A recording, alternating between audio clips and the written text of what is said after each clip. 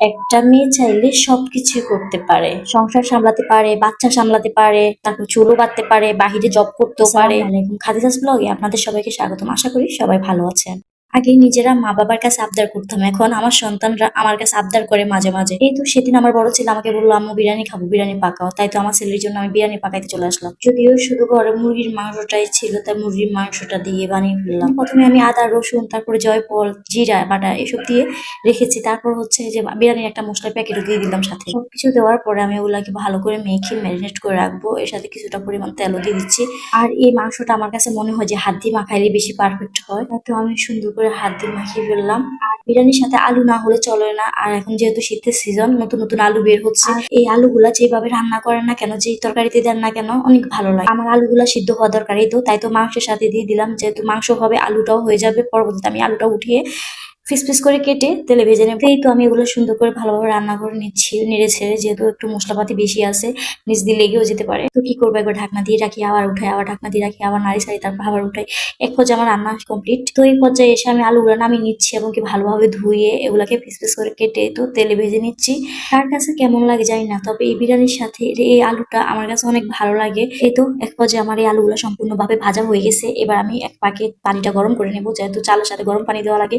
সেটা অবশেষে যেটুকু তেল ছিল, ওই তেলটা আমি আর ফেললাম না। ভাই তেলে আমি আজকে বিরিয়ানিটা রান্না করবো, তাই তো এটাতে পেঁয়াজ কুচি দিয়ে এক পর্যায়ে পেঁয়াজ গুলা ভালো করে ব্রাউন কালার করে ভাজা হলে আমি এখানে পোলাও চালগুলা দিয়ে দেবো। আমি সবসময় যেমনই রান্না করি ওইটাই আপনাদের সাথে শেয়ার করতেছি। আমি কারো ভিডিও দেখি না, কারো কাছ থেকে শিখিও নাই। আমি যেভাবে রান্না করি ওইভাবেই আপনাদের কাছে শেয়ার করি। দিয়ে দিলাম চালগুলা দেওয়ার পর আমি ভালো করে চালগুলা তেলের সাথে আর পেঁয়াজের সাথে ভালো করে নেড়ে ছেড়ে আর কি একটু ভেজে নেব। এই পর্যায়ে দিয়ে দিচ্ছি আমি লিকুইড দুধ। পানির মধ্যে দুধের গুঁড়িকে মিক্স করে তারপর আমি লিকুইডটা তৈরি করে নিছি।